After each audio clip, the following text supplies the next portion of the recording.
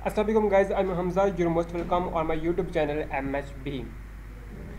Commerce lecture number 15 में आज हम बात करेंगे सोल प्रोप्राइटरशिप कि सोल प्रोप्राइटरशिप क्या होता है, इसकी क्या डेफिनेशन है, example, characteristics, advantage and disadvantage पे आज हम बात करेंगे।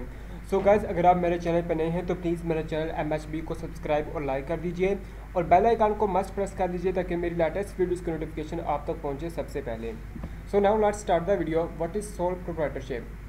Sole proprietorship refers to form of business organisation. Sole proprietorship जो है ये बिजनेस ऑर्गेनाइजेशन की एक फॉर्म है विच इज़ ऑन। इसको ऑन कौन करता है? Manage and control.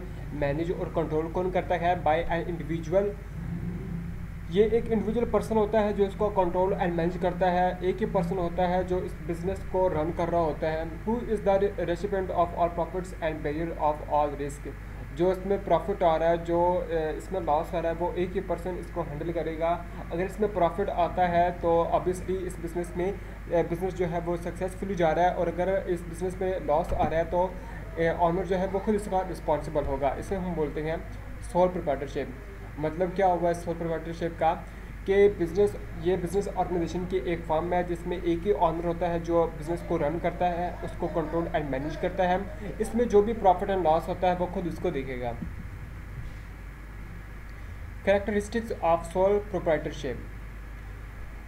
First point है single ownership. Single ownership mean कि एक पर्सन बिजनेस को चालू कर रहा है, वो मेल भी हो सकता है, फीमेल भी हो सकती है। जितनी भी चीज़ ज़रूरत होगी उसको चलाने के लिए, उसको रन करने के लिए ऑनर खुद उसको अरेंज करेगा। No separation of ownership and management. अब इसमें ऑनरशिप और मैनेजमेंट जो है वो अलग अलग नहीं होती, ठीक है। जो मालिकाना हक है, जो मैनेज करने का हक है, वो सिर्फ एक ही पर्सन के पास होगा। ये नहीं कि मालिक कोई और हो, बिज़नेस चलाने वाला कोई और, ऐसा बिल्कुल नहीं होगा। एक पर्सन अपने बिज़नेस को रन करने के लिए जो उसके पास स्किल्स हैं, जो उसके पास नॉलेज है, वो अपनी स्किल्स और नॉलेज के बेस पे अपने बिज़नेस को रन करेगा, उसको कंट्रोल एंड मैनेज करेगा, उसको देखेगा। तो इसमें क्या होता है कि ऑनरशिप और मैनेजमेंट जो है वो अलग अलग नहीं होती।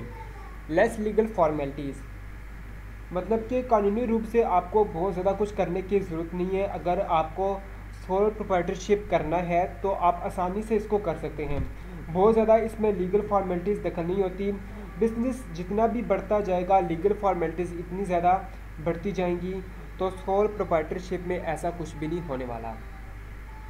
No separate legal entity. Separate entity मतलब कि बिजनेसमैन और बिजनेस जो है वो अलग अलग हैं। बिजनेसमैन और बिजनेस अलग अलग है। इसमें बहुत ज़्यादा लोग होते हैं जो अलग अलग डिपार्टमेंट्स को संभाल रहे हैं, उसको कंट्रोल कर रहे हैं, मैनेज कर रहे हैं। सोल प्रोप्राइटरशिप में सेपरेट एंटिटी नहीं होती। जो ऑनर है, जो बिजनेस है, वो एक ही पर्सन का होता है। इसमें कोई सेपरेशन की बात नहीं होती। नो शेयरिंग ऑफ प्रॉफिट और लॉस। एक आदमी है वो बिज़नेस कर रहा है, अब इसमें जितना भी बिज़नेस होगा, प्रॉफिट होगा, लॉस होगा, वो खुद उसको देखेगा। अगर बिज़नेस में प्रॉफिट हो रहा है तो ऑब्वियसली वो सक्सेसफुली उसका बिज़नेस जा रहा है, और अगर बिज़नेस में लॉस होता है तो वो खुद उसका रिस्पॉन्सिबल होगा, बिकॉज वो अपने बिज़नेस को खुद रन कर रहा है, खुद उसको चला रहा है, खुद उसको मैनेज एंड कंट्रोल कर रहा है, तो वो उसका रिस्पॉन्सिबल भी खुद होगा। Unlimited liability. Unlimited liability mean के बिज़नेस जो है, जब हम बिज़नेस करते हैं तो ऑब्वियसली हमें लोगों के साथ डीलिंग करनी पड़ती है, लोगों के साथ लेन देन करना पड़ता है। जब हम लोगों के साथ डीलिंग करते हैं तो लाइबिलिटी भी आ जाती है।